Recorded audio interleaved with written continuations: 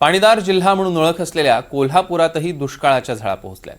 ग्रामीण भागातील विहिरी आटू लागल्यात, त्यामुळे नागरिकांना पाणी पुरवठ्यात अडथळे निर्माण होऊ लागले आहेत। सांगवडे या गावाला जोडणारा पाणी पुरवठा या 2 विहिरींमधून होतो आणि त्याच विहिरींमध्ये पाण्यानं तळ गाठलाय। त्यामुळे गावात 4 दिवसांआड पाणी पुरवठा होतोय। ग्रामपंचायतीचं दुर्लक्ष असल्यानं पाण्याची ही भीषण टंचाई निर्माण होते। विहिरींमध्ये कचरा देखील साचायला लागलाय, त्यामुळे पाणी हे पिण्यासाठी वापरणं धोकादायक झालंय। ग्रामस्थांना आता तीव्र पाणी टंचाईची जाणीव होते।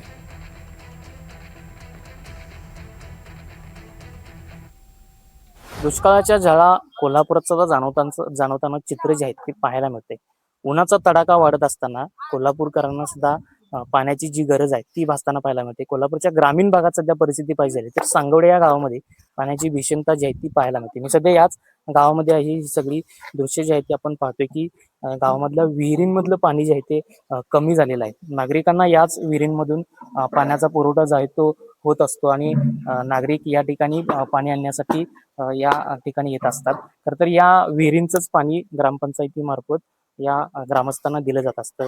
आपण जी दृश्य पाहतोय, महिला ज्या आहेत या ठिकाणी पाणी आणण्यासाठी या विहिरींपर्यंत पोहोचलेले आहेत। खर तर विहिरीची सगळी दृश्य पाहायची झाली तर विहिरीमधलं पाणी जे आहे ते कमी झालेलं आहे। त्याचबरोबर विहिरीमध्ये काही कचरा देखील साचल्याचं पाहायला मिळते। विशेष म्हणजे ग्रामपंचायत याच्याकडे दुर्लक्ष करते असा एक प्रश्न सुद्धा निर्माण होतोय, कारण ग्रामस्थांना हे पाणी जे आहे ते लागत असतं आणि ग्रामस्थ या ठिकाणी येऊन हे पाणी जे आहे ते घेऊन आपल्या खर्चासाठी वापरत असतात। या ठिकाणी महिला देखील जे आहेत आपण पाहतोय पाणी जे आहेत त्या घेताना पाहायला मिळते आणि खर्चासाठी वापरतात। किती वर्षांपासून तुम्ही या विहिरीचं पाणी वापरताय? काय किती 50-60 वर्ष झाली की। होय होय, आता काय परिस्थिती आहे? आता काय वडून धुयाचं, वडून न्यायचं। होय, होय, अशीच पाणी परिस्थिती आहे. होय, आता 7 दिवसात एकदा पाणी सोडत्यात। 6 दिवसात हा, ग्रामपंचायतीकडनं होय, याच विहिरीत नेते का? याच विहिरीत नाही। पण आता पाणी नाही की याच्यामध्ये आता हे पाणी साठल्यावरच कसं जरा जरा साठलं की मग वडत्यात वाढत्यात। होय, आता काय ह्याच्या विहिरीवर काय वर त्यांनी काय केलेलं पण नाही, काहीच पाणी घाण नाही। होतंय। होय, असंच आहे, काहीच नाही। मागणी केलती की, सांगितलं ते की बोर एकानं मारून द्या, जाळी करून द्या, केलेलं तर काहीच नाही। नक्कीच ही सगळी भीषणता जी आहे ते आपण पाहतोय। काका काय परिस्थिती काय, किती आहेत गावामध्ये विहिरी?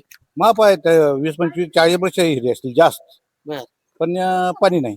पाणी नाही। पण आता हे जर काय हे आड होतं आजपर्यंत चालत होतं, आता हे पाणी कंप्लीट वाढलंय। इथनं कुठं आणून सोडल्याशिवाय पाणी यात पर्याय नाही। त्याला आता काही राही नाही, काय कुठं टँकरवरून 2 टँकरवरून गावाला सप्लाय केलं तर चालणार नाही, नाही तर आता चालत नाही। नाही, अवस्था आहेच पण। ही सगळी परिस्थिती जी आहे ती कोल्हापूरच्या सांगवडे या गावातली आहे। त्यामुळं ग्रामपंचायतीनं याच्याकडे लक्ष देणं गरजेचं आहे। विशाल पुजारी, NDTV मराठी, सांगवडे, कोल्हापूर।